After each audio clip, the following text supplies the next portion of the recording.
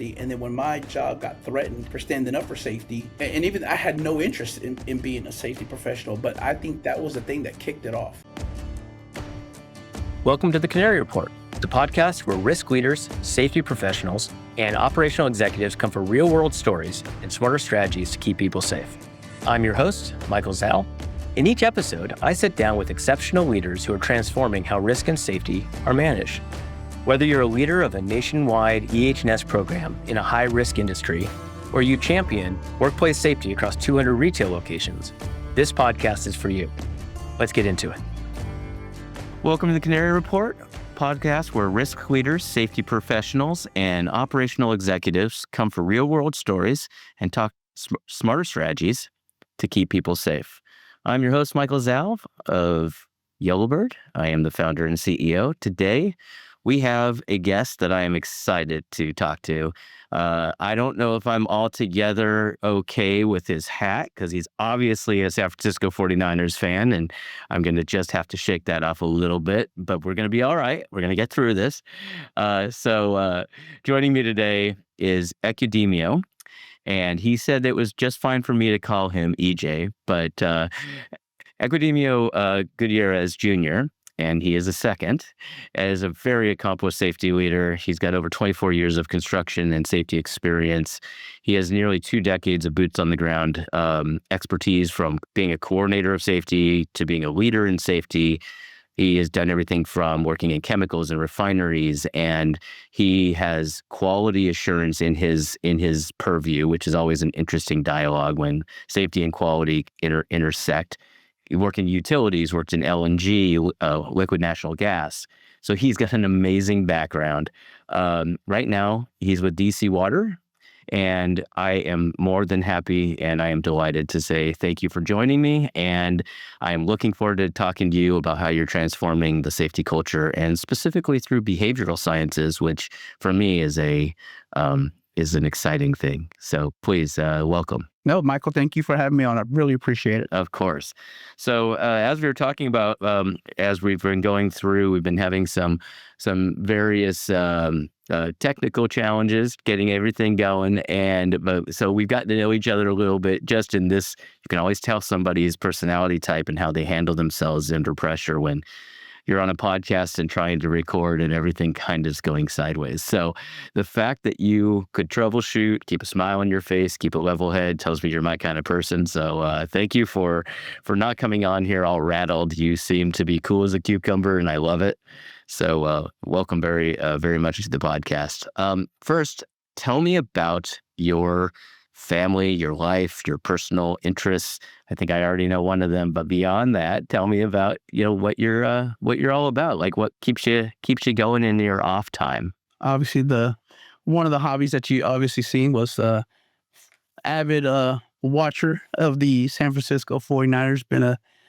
Been a fan since the late 80s. So you don't want me to zoom out and show you the rest of my office because it would really create a conversation, but really outside the safety professional, the day-to-day life outside of the between the sixes, right? 6 a.m., 6 p.m. is, family man. Actually here this month, my wife and I are celebrating 25 years together. Me too. In August. Well, you got 1 month ahead of me. In August, I've got 25 years. Oh, so well, congratulations to you for that. You're 2000, so you don't do math well either. So you went with 2000, right. So we always know. A good even number to start with. So yes, good. Congratulations. Thank you. So we have six amazing children.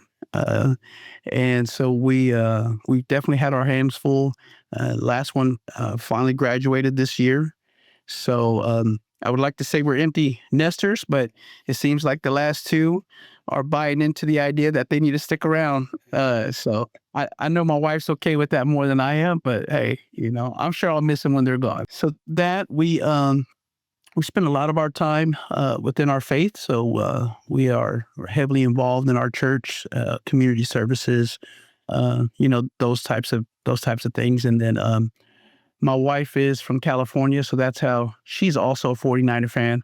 I always get the question because I'm from Texas, so I always get the question, well, how am I not a Cowboys fan or Oilers fan or, a Texans fan? I'm all about being successful. So that's why I've been a 49er fan. In the Montana days, I mean, the 80s, I mean, that was the heyday of the 49ers. So I could see how that could, and not to, they're still great, don't get me wrong, but that was the time as a kid to be a Niners fan for sure. And we're working our way through our bucket list with that. We want to watch them play in as many stadiums as possible. So I think we've got 5 or 6 knocked off the list. And so we are, just continually working towards that. Now that you're the semi-empty nester, you'll be able to do that. I'm getting a preview of that myself. My son's in college, so he's out, but my daughter just got her driver's license. And so we are having quasi-empty nest situations because we don't have to be the taxi cabs anymore. She does drive. So, my wife and I are discovering what it's like to actually be able to make plans without saying who's picking up Josie and when and all that kind of thing, right? So it is a preview to the future of what's going to be like. So, well, hey, empty nester bucket list, go see these stadiums. It's a good way to spend your time, that's for sure. Well, that's beautiful story. Wonderful. It sounds like you guys have a great journey. From a business perspective, I'd love to chat with you about, just kind of your evolution. I was reading your LinkedIn, and I know that you spent a fair amount of time early you were in Virginia, and then you went into, you were part of a construction infrastructure panels, things like that.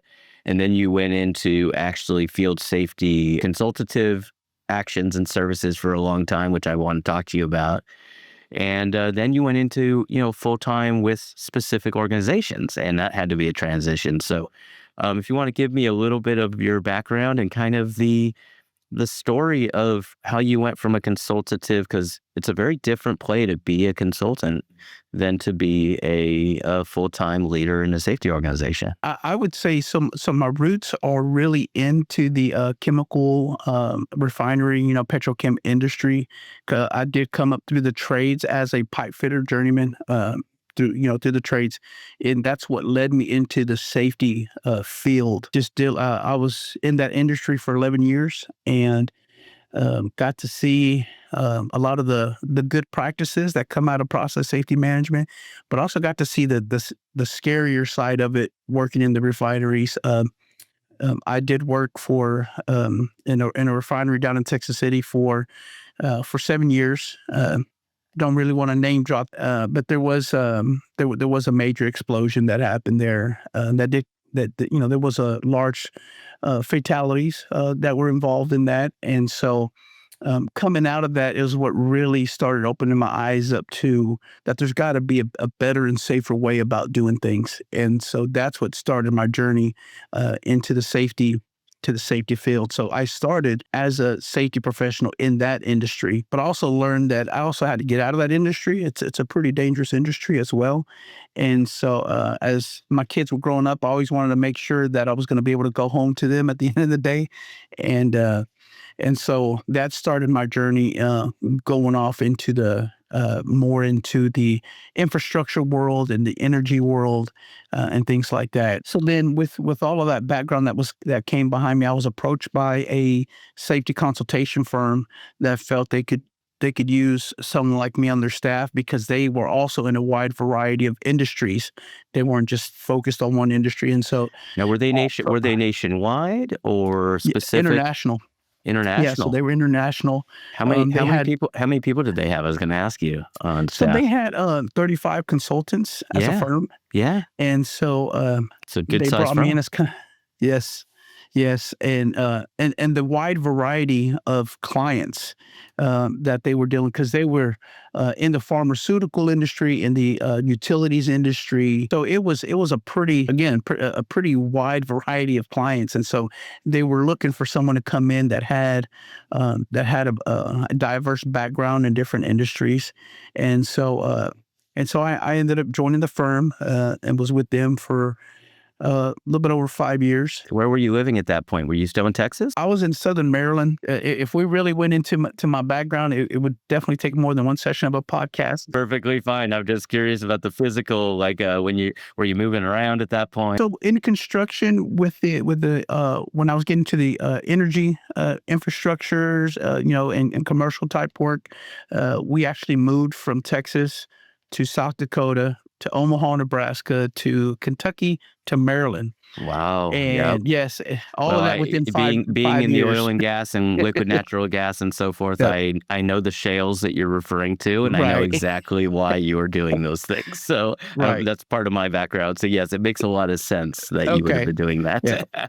Yeah. So we ended up in Southern Maryland, Mhm. and that's where we were at when the call came to become the safety consultant. Mhm. And so, which the family appreciated, no longer having to move everywhere, Yes. no longer living that military life, even though Yes. we weren't in the military. So really, even though that was based out of the DMV, the DC, Maryland, Virginia area, we were living in Southern Maryland, but I was, as a consultant, just traveling everywhere, going out to the work and so forth. What industries, you mentioned all those industries. So when you're doing that, like, so you as an individual would have to go to different industries in different states and with different safety requirements and best practices.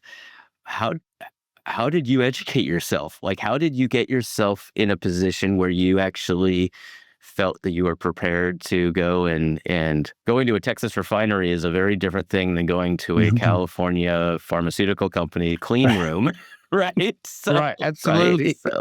So how did you do that? Like, what was your process for doing Yeah, that? so my very first safety manager that I worked for, he had challenged me. One day he said, I'd been in his department for about 6 months, and he called me to his office and he said, "Hey," he said, "Look, you're a bright young man, smart individual." He said, "But I really can't use you." And it came as a shocker to me. I was like, "Well," I think, "Well, okay." He said, "The problem is," he said, "you don't know how to replicate yourself." And he said, "And that's not how I want to take my department." Um, and he said it more of a challenge, looking back now. He wasn't looking to fire me by any means, but and so the challenge became, and still to this day, I mean, you're talking 20 years ago, that was the challenge he gave me, and here I am today, still on that same path of how to replicate myself. But also, what comes with that is the challenge of, well, if you're going to replicate yourself, you got to be able to have a lot to offer. And so, with that being said, I really became a lifelong learner at that point. And so, it was learning the ins and outs of the OSHA regulations. That way, I could go back and reference them. I didn't want to be the individual that was giving my opinion, especially if it came to the well-being of people's lives as they're out on the job site. But then I really found myself, well, there's a whole different other side of understanding safety than just OSHA, right? You have all your consensus organizations, but then even going outside of the industry. And so I was really found myself just trying to be a sponge and absorb it. When I would meet people in these different conferences and seminars and training centers, they would say, "Oh, well, I'm part of the railroad industry." And I would find myself asking just random questions. "Oh, explain that to me. What does that look like? What does a day to day look like for you?" And so they would say something interesting, and I would go look up, okay, what does the Federal Railroad Commission say about this? And then I really started, again, being a sponge and trying to learn as much as I could. And if you've ever been in the safety world, you can understand there's a rabbit hole that you could always find in Oh, every absolutely. aspect.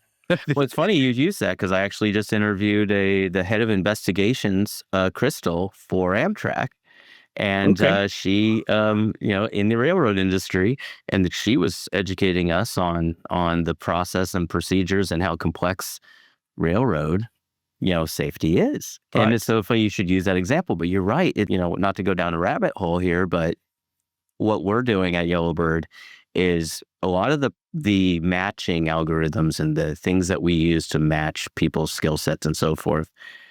finds industry backgrounds and expertise and things that make them special in that unique scenario. For like, if I had to do a refinery in South Texas or in Texas, I would know that EJ was a better match than somebody else, right? But then tools for, okay, what is the code for pipe fitting in a field in Denton County, right? Right. And then you're like, okay, I got to look that up. Well, if I have tools that can do that to help my pros do that faster, well, that's and better, that's a good thing. So it's so interesting. This conversation is so applicable because you do have to, a lot of things do pass through, but there's also a lot that doesn't pass through. Like going from Texas to California with Cal OSHA and Cal EPA and a lot of the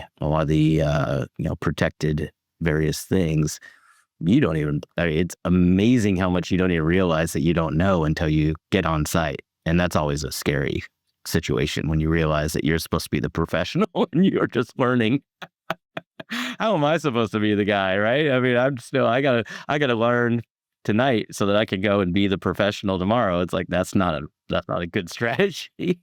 Okay. So and then you add the burden of, someone's livelihood could be on a decision that you make, on top of having to know all of those, regulations and things like that. Their livelihood, but more importantly, their life. Like, if you truly, like, that's the best part about it, and that's what we'll get to, is that, it's usually livelihood, it's usually not life. Because I think fundamentally, if they have decent safety practices and procedures, you can point out all the good. You can point out the things they're doing well. And if there's a scary situation, you can find, look, everybody has to do their part. But most of the time, you're not storing the explosive chemical on top of the furnace. All right. Like most of the time, right? So, okay, so you were doing the consulting, you were doing that, and then you became the VP of field operations. So does that mean that you were running all of these various people, going to all these various places, and you were basically the human Yellowbird? You were trying to evaluate who is the best person to send out to these various things, correct? Correct. Yeah. And it's more than just that as a consultant at that position, because now you're trying to learn. It's almost like a safety dating website, if you will. So it's you're meeting the client, understanding their needs, but it's also understanding their character. Because if they are a compliance driven organization, then we need to make sure that I'm matching them up with someone that is really compliance driven as a consultant. But if they're a company that's not only compliance driven, but they also are looking for a good fit, characteristic wise, now you got to find that person to match them up with as well. So it's, I've never used that term, but it's almost like a safety dating. It is. I always say that we're like Match.com. I always say that we're like Match.com with safety glasses, but it is. I mean, it's so funny because we use that internally a lot when we're onboarding professionals. We're starting to use some video interviewing to learn about people, and there's some AI and other things that we can do to say, okay, this person really lit up when they talked about their culture and safety culture. And when some people, we talk about safety culture, they're like, yeah. It's follow the rules, have a plan. And there's a place for that. Many of my customers don't want that, but there is a place for that, right? From a practical perspective, you can't, that's why Match.com has such a big market, because you don't always find the perfect match every time right away. You're always you got to date a little bit. You often don't even know what you want. I mean, what do I know? What do you know? We've been married 25 years, right? So what do we know? So in doing that, so when you're doing that Match.com culturally and others, what were you doing logistically wise? Like, did you have to coordinate like travel and per diems? And well, first of all, was it full time, or was it the kind of thing that you'd bring somebody in for training, or you bring somebody in for assessments, or was it, hey, I need somebody to come and be my safety professional on the site for 2 years? How did that work? After meeting with the client, because I was in basically the cradle to grave process, right? So it was in that there was also, as a consultant, it's also building up your book of business within the organization as well.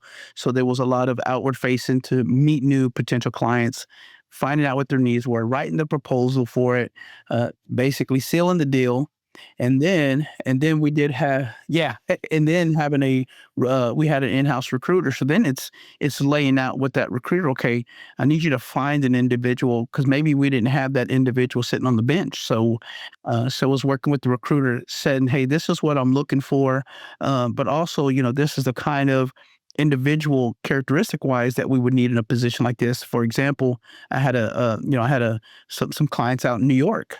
Well, it might be hard to get an individual to fit in well on a construction site in New York that they're from, Texas. The characters might be different, and so we don't want that clash with the workforce that's out there as well. So it would be going out there as well, uh, helping to find the individual, place the individual, and then it was going out there and doing the site visits, and then because it's not also where it's about the client, but it's also about the employee that we have out there. In an industry that, you have recruiters constantly trying to, do their job. I say still an employee, right? But they're doing their job. And so you also want to make sure that the employee is happy, that the team member's happy out there. So we're not losing them, to a competitive, industry that's out there as well. So it was really a full-time and part-time job. All in one. A lot of traveling. Most days I was gone away from home, going out to different states and things like that. And at that point, I mean, this was a bit ago, but you said you had 6 children. Is that correct? Yes. Yeah, yeah. So you probably at least at that point had 4 or 5 of them already. So your wife was probably tearing her hair out a little bit, going. And does she? I didn't ask. Does she work as well? Yes. So she's a business owner. She got into the industry of supplements and things like that, and then she got to the point where she was actually able to create her own line of supplements and things like that. So fortunately for her, she does some traveling, not as much as I had to do, but she was able to build her business out of home. Good. And so she had the flexibility to manage that. Trust me, I resemble that remark. My wife does a very similar story, and very, very, very important and difficult position to be in. In fact, there are moments that I have to recognize that we have a hard job. They have a way harder job. Yeah, I would never want to trade. Like, Yeah, I got the yeah. better end of the deal. Yes, yes, absolutely, absolutely. So what had you land? So you're at DC Water now, and so what had you? I know you had a couple of places between, but Mhm. so you're now at DC Water. So you're in a municipality. You're in DC. You don't travel, I imagine. I Mhm. mean, Right. you're with the city, right? So, and so is it actually? I want to make sure. Is it actually DC as in the city water system? I mean, is it a municipality that you? So DC Water, yep. So it is the water municipality. However, it's not owned by DC. It is owned by the residents. The residents of DC own it, and so we call ourselves kind of quasi government. We get help from the government, but we're really owned again by the ratepayers of DC. So it's I enjoy it that way because it gives a lot more, it puts a lot more accountability on us to do the right thing, by saying, hey, if we want to go over and beyond the bare minimum, we could do it because we have the best interest at heart, which is, the individuals of Washington, D.C. So it allows us to be flexible with being innovative and I'm not because I'm biased, but I feel like we have one of the best organizations, in the world, and we make strides to be innovative within our industry as well. You're big into and getting into some of the safety philosophies and so forth. You're very into the human operations side of safety. So for those who are unfamiliar, because this is an area of passion for you, can you explain kind of the HOP theory in comparison to the old traditional theories of safety that you're an advocate for? I think going back to it's where I started. The reason I got into safety was as a pipe fitter journeyman. I had a helper, I had a pipe fitter helper that there was an incident where he took a stand against doing an unsafe act, and mind you, this is the early 2000s, and so standing up for safety was still a rare thing, and so I decided in that moment to really have his back when it came to safety. And then when my job got threatened for standing up for safety, uh, and even I had no interest in being a safety professional, but I think that was the thing that kicked it off. And then I really uh, grasped the idea of, hey, safety should be about getting people home, and it should be about the people, not about meeting the bare minimum because the law says we have to. And that's what really started the journey. And then 2015, I think, came around. I think was the kind of the year when I started realizing, hey, it's not about leveraging regulatory standards like OSHA or whatever it might be. There's got to be a way to get safety into the minds of people, right? So behavior-based safety really started coming around. That became the buzzword, and so I actually, even though I'd already had my degree in occupational safety and health, I made a transition and I said, hey, I want to get into psychology and to get to the reason why. So I ended up getting my master's in psychology, in general psychology again, I want to know why people make the decision to work unsafe. If an organization is doing everything they can, you know, preaching the safety message, why were people still choosing to work unsafe? And so that led me into behavior-based safety. And I'm actually now almost halfway through my doctorate, so I'm taking industrial organizational psychology, because I still believe that there's still such a wide gap on, if an organization is telling people to be safe and they're given all the tools and all the resources and the stop work authority, why are people still choosing to work in an unsafe manner? Or why are they still choosing not to raise a hand and say, hey, this is an unsafe condition that I'm working in? And so that's my biggest driver is getting to the human mindset of why are we still choosing to be unsafe? It's such an interesting subject. We can and probably will have more podcasts because it's such an important subject. And when you think about the motivations of human beings, nobody chooses to be unsafe, in my opinion. What they choose to do is keep employed and meet the KPIs, the key performance indicators that are important to the organization. And if a lockout tagout procedure is necessary and it takes 45 minutes to lock out and tag out that piece of equipment, and I know it's a live wire, but you know what? I mean, I've done this a bunch of times, and it's never really. I've never been electrocuted. I could do this. Well, they don't want to spend the hour and a half between the 45 minutes to get it set up and the 45 minutes to get it back and shutting down the line for longer periods of time, because it's an economic and time impact on the business. And they don't want to be the guy that's known for, you shut down the line for an hour and a half and now we're behind. So they make unsafe decisions, and they know, but they also are saying, well, they're doing an analysis. They're doing a personal analysis of what is going to happen to me if I do a lockout tagout procedure properly versus roll the dice. And that's unfortunately comes from the culture of the business that doesn't value, it says, no. How could you possibly do that? You're expected to do lockout tagout procedures. We expect that. In fact, I'm going to penalize you for not doing it. And it's rare that an organization will do that, because the factors that most organizations run on is budget, time, and delivery. And yes, they have KPIs for, and I'm not a fan of this, the hours since, days since, months since. All it does is it motivates somebody to not report. Not be the guy to break who wants to be the person that breaks the streak? Like, we've had 3 years without an incident. Yeah, I'll just glue my finger back on and keep on going. And it's like, look, that's not the goal. The goal is not days without incident. The goal is truly, because you don't have, yes, I suppose it is, but the reality is that it's not having incidents, and it's being honest what you do to improve. And so if you don't report it, or if you don't tell somebody and you just throw some dirt on it, as a lot of our industry people, especially in the trades, they use duct tape as Band-Aids and keep on working. It's like, oh my goodness gracious, we have a lot of work to do. We really do as a community. So let me tell you let me ask you, so on the human factors, so the psychology and all this stuff that you're studying, is there a tool? And I'm asking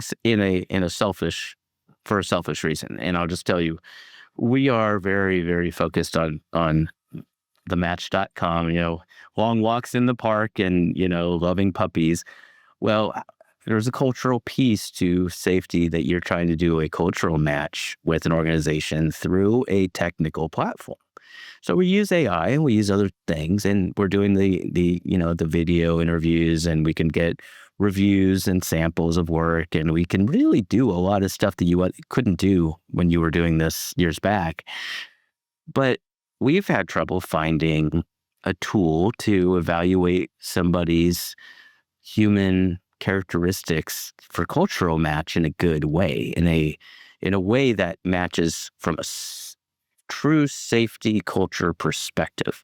Have you found anything? Have you worked with anything that you're like, I really want to start using this tool? This is a cool, it doesn't have to be a tool. It could be a methodology. It could be a formula. I mean, you're getting your PhD in this, so I figured I'd ask you because I'm sure you're studying all this stuff right now. So what are your thoughts there? And of course, there's no silver bullet to finding the right answer, right? And so even when it comes to individuals, I would review resumes and look at somebody and say, oh, this is the perfect person. And then 2 months into it, like, who are you and what'd you do with the person that filled out this resume, right? And so it creates resume. So there's a couple of things, and I learned this from a mentor of mine, that the organization was heavily on doing these video interviews. So they would send out a link, and they would, it was simple, like 10 questions, and it was just a one-way interaction, right? So the screen would pop up the question, and then, and then the individual would answer and it would record it.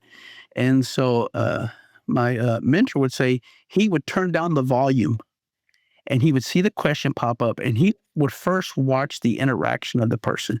And so if they were engaged and hands moving, focused in or whatever it might be.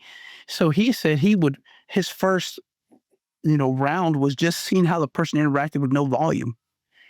And then, and then he would take that, and then he said he would narrow it down from, maybe 15 candidates to, 3 to 5, just doing it that way. And so he said, I want to interact with somebody that I would enjoy a conversation with. And if they're sitting there like a robot, and I don't want to talk to a robot, I want to talk to a real human being. And so then he would go back and then listen to the actual interview. And there is some time, there is a time element to that. But to me, that's where you're really going to find, it's kind of some of that, that interaction just to do that. Something that I'm now, that I brought into our organization is I'm working with a third party leadership development company called LVRA. And what they have done is we've worked together, and we have created now, you've had assessments that are, out there, whatever the Myers-Briggs or whatever it might be. I've worked with this, with the CEO of this company, and we've now created an assessment that is now more, it's now more looking into the mindset of an individual. And now it's not your strengths of ENJI, and I'm probably messing up the numbers or the letters right now. But with that being said, now it's more of a, hey, this person is a communicator. Hey, this individual is this type of person. And what we really found, it's not that we're eliminating people out. What it's telling me now is, hey, this person is qualified for the job. This person is qualified for what we're looking for, and we're going to have them on the team. But now I know, how do I place them within the team to make them, successful, right? We were talking about football earlier. Everybody's not meant to be a quarterback or a wide receiver, but if you put that person with their talent and what their traits are in the right position, they can go through, and just make things happen and make the team functional and successful. Superpower. You've identified their superpower, and you put them in the right spot, which is why, and I don't everybody has different philosophies around consultants and consultation and everything else, which is why the one human fits all strategy of consulting I've always struggled with, because there is an experiential piece to what we do. If you spent 7, 10, 15 years in a pipe fitting environment, in a factory, in a refinery, the oil world, many things are going to translate. A lot of things aren't. And it's important that people recognize that. It's also important that when you're going to do something like, we'll do 200 trainings across the country, and somebody says, okay, I've got 200 facilities and I want everybody to receive this specific training, and I want your professionals to understand this training and be prepped up on it and go out, and I want everybody speaking the same language. And not really, that's actually not true, but singing from the same hymn sheet. We can do that, but we can't do that with a cultural index fit, because a training, frankly, they're going to be there for a day. And you have to kind of understand, you don't need to run somebody through a 2-week process to have them come out and do a training. But you're going to be the site supervisor for a duration. You're going to be on that location for, building of a data center, or, building of a construction location of a multi-tenant or whatever. That's when it is important that you have that cultural fit. So there's also that piece of, when is it important, when is it not important? Because it is a time suck. I mean, there's no two ways about it. Like, as you indicated, you guys went out, you wrote the spec, you talked to the customer, they bought from EJ because they trust that you know what you're talking about. Then you go to your recruiter, and your recruiter goes out to try and find candidates, of which you now get involved in that process. And I remember what I said to this person, or remember what they said to me. Does this person fit? Now you're doing your level of EJ AI, and then you're like, okay, I think this is a good fit. I think better than 50-50 shot. I've done this a long time. And then you send them out, and it's like, well, how do you do that for 100 sites? I mean, you just can't, And so it's an interesting quandary. It's an interesting problem we're solving at Yellowbird, but also just in general. That's the way this industry has worked forever. And that's why, I started the company, was to try and solve that really complex question. That's why I asked you. In fact, I would love an intro when we get off of here. I'd love an intro to that group that you're working with, because it sounds fascinating. It might be something we can help, we can partner with them. I would say, going back to my mission for 20 years, is replication. And so I am heavily focused on succession planning, leadership development. I can't be everywhere. I couldn't be in New York and, Illinois at the same time. I just physically could not do that.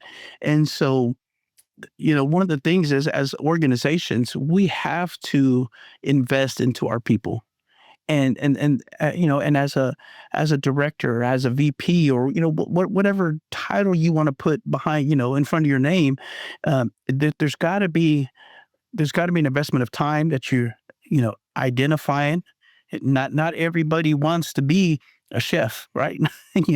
So somebody's okay with creating the meal, and so once you identify those individuals, now it's about investing. Again, like you put it great, a client invested into me, saying, okay, you sold me the idea, I'm going to get somebody like you. Well, I have the saying, I can't promise you a steak and then give you a bologna sandwich, right? If I promise you a steak, I got to give you a steak. And so it's identifying those people, and waiting to the day of is not the time to try to find this individual, right? So there's an investment of time that you're building the next person who's going to be, who's going to be the next you, who you're going to pass the baton off to, not at the start line. I want to pass the baton off. If I'm in a 4-man race, I want to pass it on as the third man. I don't want this individual to start back at the start line where I started. And then it's also going to help the next level generation of leaders that, hey, I handed it off at the third leg, and they're going to take what I was able to invest into them and take it so much further into the next generation of safety professionals. But the only way that's going to happen is if as a leader and as an organization, that we're investing that time into those people to to be able to hand it off to, to them.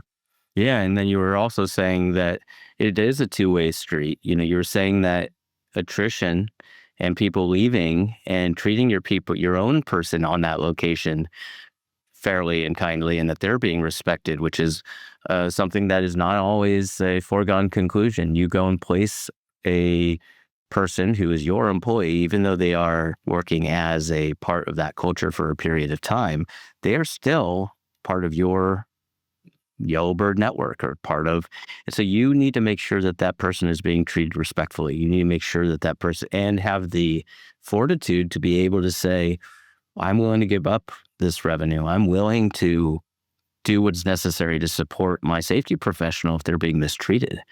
And that is something that in a consultative world is very challenging because it's pay per hour. And a lot of the times you're hiring somebody on a FTE basis as the traditional model. We don't do that at Yellowbird, but you're hiring somebody as a full-time employee. You're giving them the benefits. You're giving them all the good stuff that you get with a full-time employee.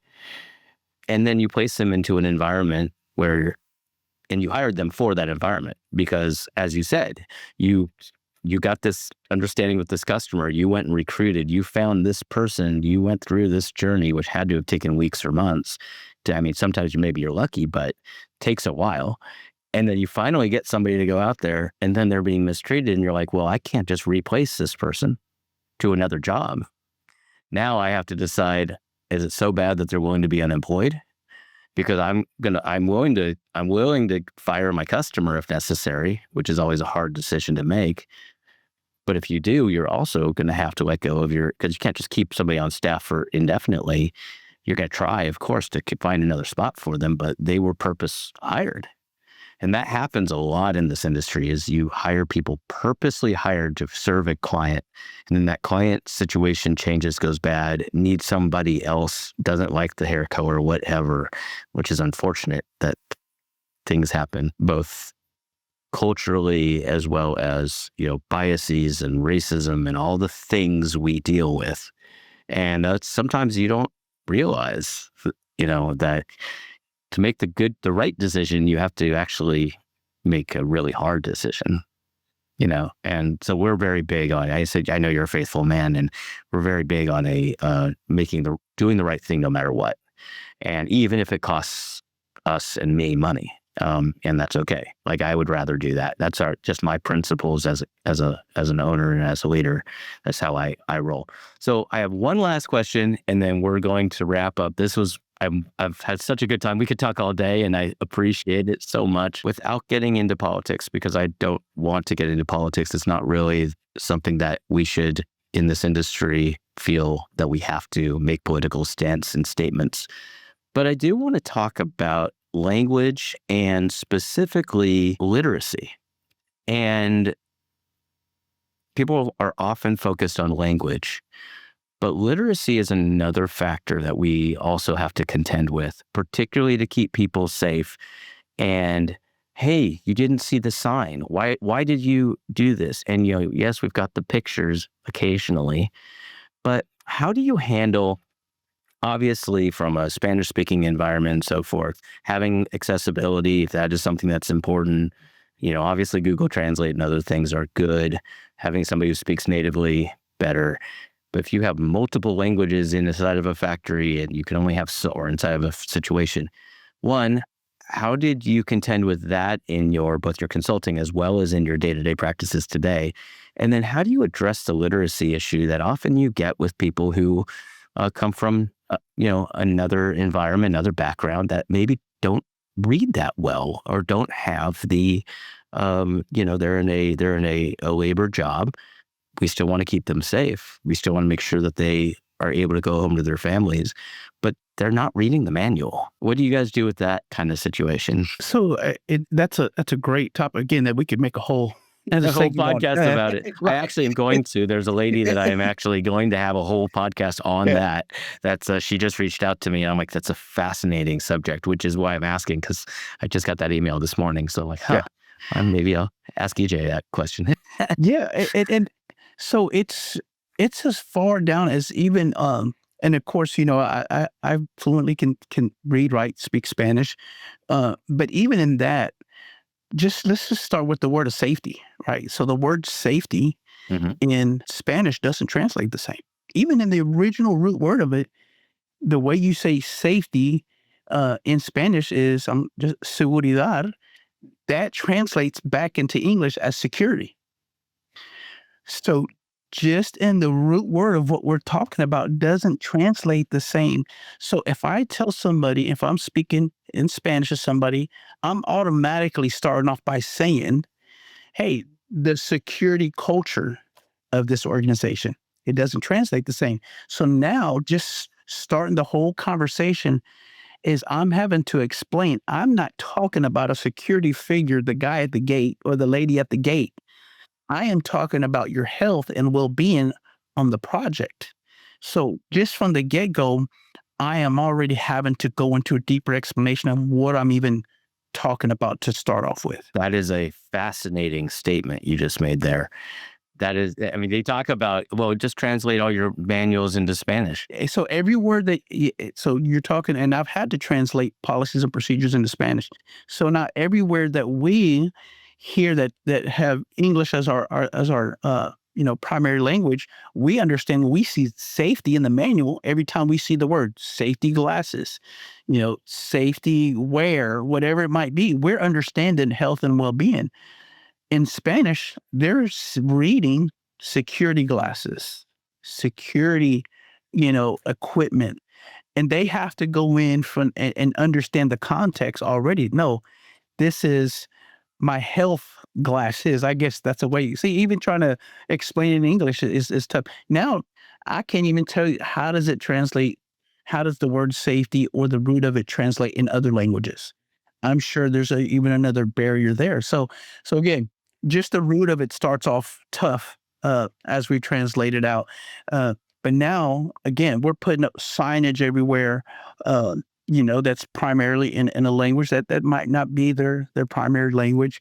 And that fortunately on our job sites, we might be able to say, hey, a majority of the second language here might be Spanish, right? Here in the US, that we'll run into that a lot. So yeah, it might be feasible to invest into signage and all these things that translate in Spanish. But I've been on job sites where people were from Russia or, from the Middle East. Or from Haiti. Actually, I'll tell you without using any names, and particularly in this circumstance, but there was a very, very large organization that lost a 2 million square foot warehouse who had a lot of Haitian workers. And the fires, it burned to the ground. And it was fire that was based on wrong handling of flammable materials and other things. But their entire program was multilingual, had English and Spanish, but these Haitians did not speak or read English or Spanish. And I think a lot about that as a value that I can bring to the community of saying, okay, if the majority of your team is Puerto Rican, just because you speak Spanish and you're from Mexico doesn't mean that you actually are, in this circumstance, you're from Mexico. Not necessarily. If you come from Cuba, or you speak Portuguese, if you're from Colombia, or it's a very different play, and it's just an interesting dialogue. And that doesn't even get into the literacy piece, where people can fake it a lot getting through their interviewing process, particularly for a blue collar worker like a forklift driver or somebody who's loading trucks or somebody who's packaging. Managing people, the hiring person will, sometimes they need a body, and it's like, look, they're not going to be, he or she are not going to be reading on this job. They're going to be loading trucks. And so they don't realize, well, for us to be able to keep them safe, we have to be able to, in some way, shape, or form, and so I've been actually trying to think about things that we can do on the literacy side. I'll drop this little nugget of what I've had our organization invest into this year, and we're about to release it from the safety department. Is we found a program called Deep How, and you can create these little 2 to 3 minute micro videos, and then you upload it, and it can translate the text of the video into, I think, 35 different languages instantly, right? So now we're looking at, what if we put a little QR code sticker on something, right? Or blow it up, however big, and now someone can come up and scan it, watch this 2-minute, micro safety video, and now they can see, okay, hey, I'm coming into this area. What do I need to be aware of? And then now it'll translate the subtitles into the language they pick. So we're about to roll that out, and we're trying to defeat, or we're trying to overcome the language barrier. And so that's something we're just about to roll out here in the next 2 weeks. And I'll have to follow up with you and let you know how that's going. If you can share some of them with me, I would love to see how they work. I mean, Okay. And if they're proprietary, I'll keep them to ourselves. We don't have to post them. It's not proprietary, but I'm curious this is because one of those innovative ways. Yeah, bringing it back to Yellowbird for how I might be able to utilize that. I mean, my brain is going a million miles an hour. I mean, thank you for sharing that. One of the things that's the number one most important piece of the equation is the prepare for a job stage. So somebody is the right fit. We've identified them as being the right fit. The customer has identified what needs to be done. Well, if you're going to go to 200 locations and do arc flash training, so you've got welding and you've got electrical and you've got other things that you're dealing with, and it's a very specific training. What are your expectations? Do you use a specific training procedure? Do you have a certain policy procedure as a company? What do you want to see? And so that prepare for a job is to prepare our pro to go out there and meet or beat your expectations. And if you don't have an expectation, they're a safety professional, they know what to do. Wrong answer. You have to have something that says, okay, then we're gonna give them this. Please sign off on it. If you don't want to give me something, then this is what I'm going to send them. Please sign off on it to say this is what they're going to do. And then all of a sudden people are like, whoa, hold on, wait. I want them to do this. I want them to do that, which is fine because that's what I asked for to begin with. But you kind of have to start there. I'm actually wondering if this tool might be good because the prepare for a job, if you have a training process, maybe we can utilize that in the prepare for the job stage of this journey. Like I am all about making sure people get what they want and expect and having a good outcome, but it starts with expectations on the customer side and capability on the delivery side. And if you don't have the expectation, it's hard to know that you're going to have the capability, right? So it is a very challenging, like I said, we took on a really big problem, a really big problem. Well, thank you so much, EJ. I have enjoyed this so immensely. I'm going to, in fact, I have a digital marketing leader. He works for me out in the DC area. He works for Yellowbird, and he's a wonderful human being. His name's Kevin, and I'm going to introduce you. I think you two would hit it off. I'd love for him to chat with you at some point just about what you do, because he's in digital marketing, and he's doing all these good things. So maybe it would be fun for you two to get together, have a beer, do whatever you guys want to do together. So where can people find you? If somebody wants to connect with you on LinkedIn or they want to do whatever, where can people find you? Yeah. So LinkedIn is the best way.